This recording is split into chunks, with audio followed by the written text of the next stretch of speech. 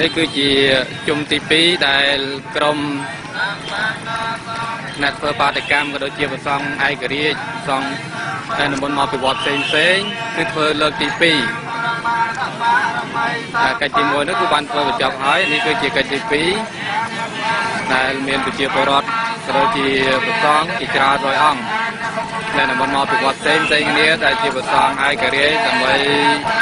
យុត្តិធម៌ក្នុងសង្គមខ្មែរគឺគោលបំណងប្រសង់ឯករាជ្យនេះគឺមានកិច្ចក៏ដូចជាមានផលប្រយោជន៍ច្រើនដើម្បីប្រសង់ទូទាំងប្រទេសក៏ដូចជាទូទាំងពិភពលោកផងដែរដែលជាអ្នកប្រសង់ដែលជាអ្នកកាន់ពុទ្ធសាសនាដើម្បីការពារក៏ដូចជាអភិរក្សនៅផលប្រយោជន៍ផ្សេងៗក្នុងប្រទេសជាតិមានការលំអិតជាច្រើននៅក្នុងការដែលបង្កើតប្រសង់ឯករាជ្យនេះនេះគឺជាជុំទី2នេះក៏ជាដូចជាប្រជាពលរដ្ឋមានក្មេងក្តីតាំងពីលោកចាស់មកពីទីបន្លែផ្សេងគ្នាតែគាត់មកទាមទារដើម្បីឲ្យតុលាការកំពូលដោះលែងអ្នកស្រីយ៉ងបុប្ផាដែលបានចោទប្រកាន់អំពីករណី